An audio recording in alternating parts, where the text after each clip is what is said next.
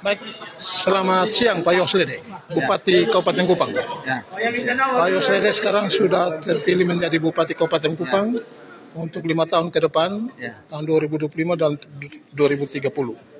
Selanjutnya Kabupaten Kupang mau dibawa kemana untuk kesehatan, pendidikan, air bersih? Kita mau menuju stunting? Kabupaten Kupang Emas. Jadi kalau tanya mau bawa ke mana, mau bawa ke Kabupaten Kupang Emas. Iya, Ya. Jadi unggul di semua sektor, baik pendidikan, baik kesehatan, baik air bersih, infrastruktur, infrastruktur. baik kesejahteraan dan lain-lain. Terus yang kemarin Pak Yos janji untuk aset-aset yang di Kupang untuk dijual itu Saya jual. jual betul ya? Orang mau protes saya tidak ada urusan. Begitu ya? Sudah, tulis beser-beser sih. Tapi tetap dijual aset. Jual.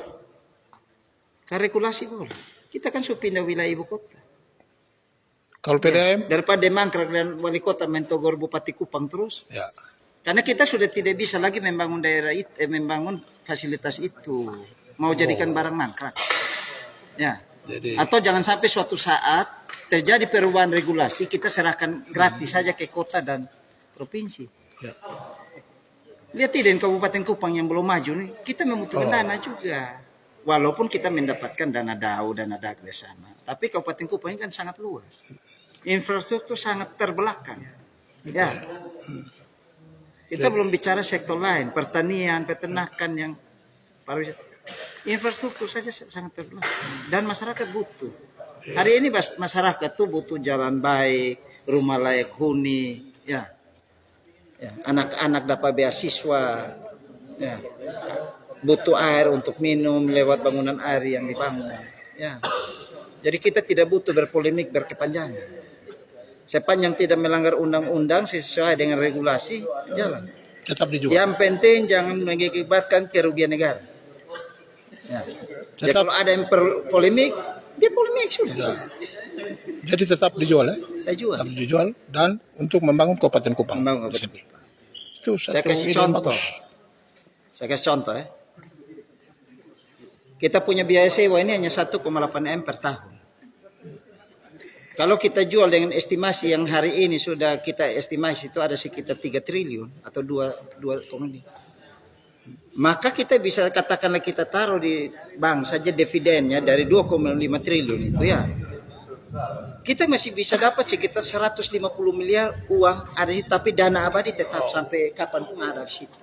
150 miliar itu kita pakai bangun jalan, bangun masyarakat rumah daun kita bangun air untuk masyarakat konsumsi dan lain-lain daripada jadi barang mangkrak. Ya. Pemikiran Bupati yang baru ini 2025-2030. Kalau saya panjang tidak langgar aturan saya tabrak. Kalau langgar aturan yang saya tidak boleh. Kita akan lihat kaji secara aturan, secara regulasi. Kira-kira yang kita lakukan ini bertentangan dengan undang-undang tidak. Kalau bertentangan kita taat. Tapi kalau tidak kita jalan. Ya, kita ini kan sudah berapa kali juga ditegur oleh kota.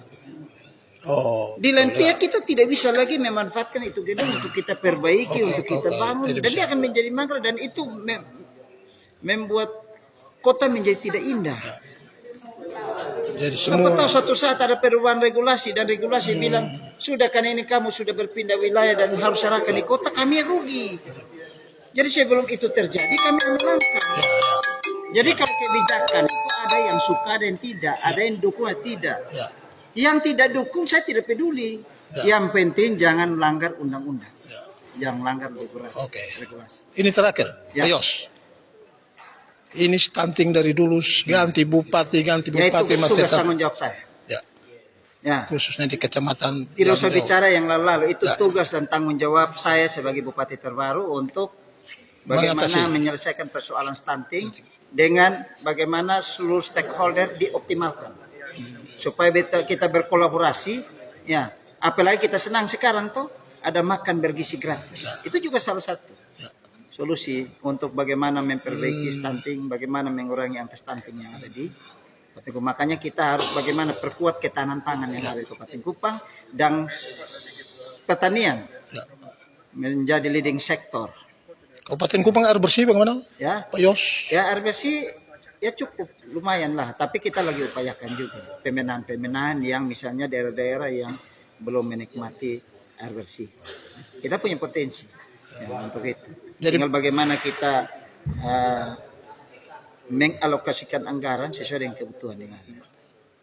Jadi kalau aset dijual berarti PDAM Kabupaten Kupang juga harus dijual dong. Ya, PDM tahu tidak? Sekarang mau pengembangan saya tidak bisa. Sekarang pipa rusak saja tidak bisa perbaiki, galing jalan karena harus minta izin dari Pemkot. Nah, apakah kita harus Ya, membiarkan dia mati betul. pelan-pelan dan ini? Ya. Padahal itu aset yang ini. Ya. Ya, kita bisa kerjasama, kita bisa take over, tapi air tetap bayar pada kita. Pada gitu. Saya bisa mendapat uang, lebih baik saya berpikir uang yang saya dapat, saya bangun Kabupaten Kupang, saya layan masyarakat Kabupaten Kupang. Karena saya bertanggung jawab terhadap masyarakat Kabupaten Kupang, bukan Kota Kupang. Ya, Betul. Jadi semua fokus di Kabupaten Kupang semua. fokus. Setelah Saya bertanggung jawab. Bupati baru 2025, Yos Lede Esa tetap fokus kepada Fokus Kabupaten Kupang. masyarakat Kabupaten Kupang. Oke, terima kasih Pak Bupati. Selamat siang. Siap. Selamat bekerja, Tuhan berkati ya. Siap. Pak Bupati.